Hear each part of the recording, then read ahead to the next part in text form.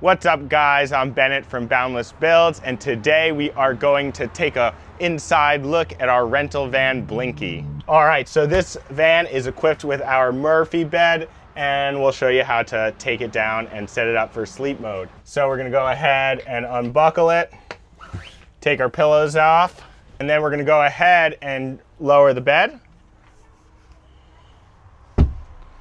And basically flip over the mattress, and then there you go. So this is how we set up our bed. We recommend that you basically pick what side of the bed you want your head on based on the angle of the van when it's parked. So if it is higher towards the front, usually we'd suggest put your head on the front side of the van, but if it's higher towards the back, you would kind of put your head and pillows on that side. All right, so now to close it up, we can flip over our two folding panels, flip it up, make sure that we buckle the bed. We can tighten up that latch a little bit, and then basically we're able to store our pillows up top here. So we have built-in curtains. Here's a nice cubby for storing your phones and other accessories while you're sleeping. Open that up. This is an awning window, just crank it out 2 times, and that is good there. And then up in the front, we have this other window, also with a curtain. So basically, you can open and close it based on what kind of light you want to let into your vehicle. We have a shower. We have hot and cold.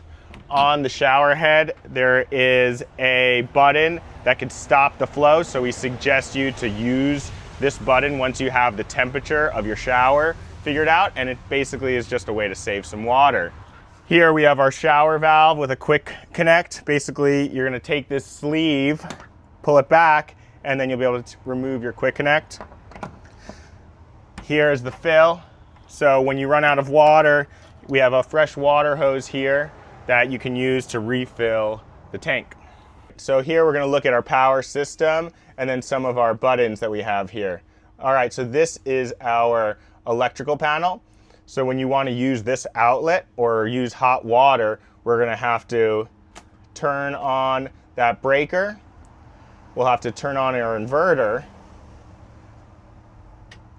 Our inverter turns on, and then the main cabin outlets refers to this outlet, and then the heater refers to the hot water heater on this rig. So when you are wanting to take a hot shower, we recommend that you flip this breaker on for 20 minutes and then set a timer on your phone, flip it up, the hot water will heat up in the hot water tank, flip it off so you don't forget, and then you can enjoy a 5-10 minute warm shower. But we always want to make sure that when we're done using this electrical panel or an AC outlet, that we turn off our switches and make sure to turn off our inverter. We do that to save energy. So basically, whenever the inverter is operating, it's drawing power that you're basically wasting if you don't turn it off. We have our water pump. So this button we'd want to make sure is on all the time, except for when we run out of water. So you'll hear the water pump running. It's like a brrrr kind of sound. And when that doesn't turn off, it indicates that you basically ran out of water.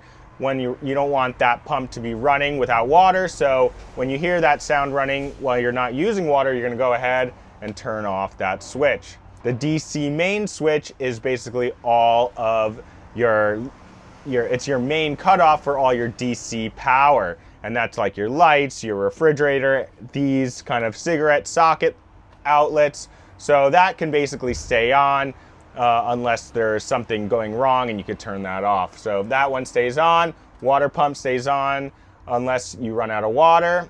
Once you're filled up your water tank again, you could then turn that back on, and then your inverter you want to keep off while you are not using this outlet or hot water. This is our battery monitor, and this basically shows us the voltage. This will indicate how charged our batteries are. Right now it's at 13.3 volts. which is probably about like 80% charged, and once you're down to like 12% or 12 volts, you're pretty close to empty. So this will be will provide you with a chart to be able to read this battery monitor. Here we have our refrigerator. There's instructions and settings to change that temperature here. Over here, we have our light switch. This controls all the lighting in the van. So basically, you press it once, it turns off. You press it again, it turns on, and then you push and hold to dim. We have a roof vent that if we press this button, basically we're exhausting air out of the van. If you have your windows open, it'll kind of bring in natural breezes from the outside. And then this fan also provides some direct air to the interior. So up here we have two extension cords. One is a longer extension cord and one's a shorter one. The shorter one is designed to be used when you're cooking with our electric cooktop. Go ahead and plug this in. Kind of let that sit there. And then we can go ahead and plug in our electric cooktop. Make sure our inverter is on, and we flip our switches.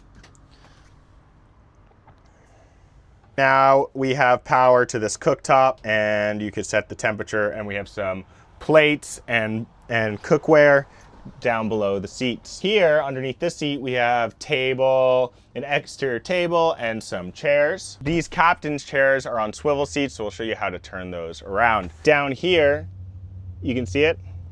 Down here, we have this pin. We want to flip to the up position. Basically, it releases a pin that holds it tight. In the front of the chair here, we have a lever to pull the seat forward. Slowly turning the chair around. We're watching behind the chair so it doesn't hit the wall or the door, and we're going to slowly turn that around. And you can go ahead and then slide the chair back. To put the chair back into driving mode, you slide it back forward, rotate it around, and then we want to make sure that this pin down here is back in the lock position, and then kind of jiggle it until the chair is fixed back in its place. We have a curtain that will shade the whole front area. It's pretty cool. This is a 70s fabric from my mom's house that we reclaimed to make a beautiful curtain. The one thing to know about this is, sometimes in the corners the curtain gets bunched up, so just slowly, take a couple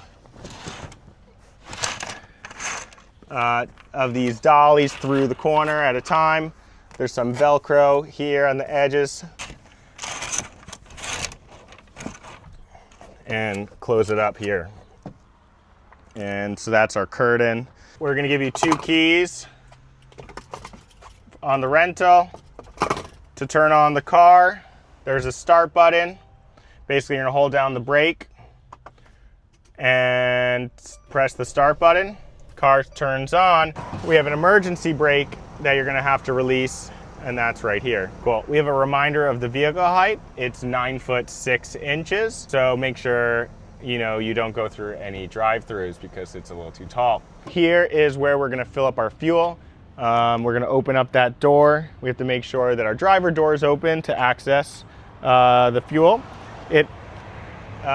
Basically, you are going to be using diesel 1, which is just diesel, or diesel number 2. There's no biodiesel that's allowed in this vehicle. It could damage the engine. We have solar panels and a roof deck. You can go ahead and use this ladder and enjoy the night sky or the good views that you have out front of your van. That pretty much sums up our tour. If you have any questions, feel free to reach out to us and we'll help you through any of the troubleshooting that you might need. This is an off-grid, self-sufficient vehicle, and basically there are some learning curves. So I hope this video helps, and I hope you have a great trip. Thank you so much.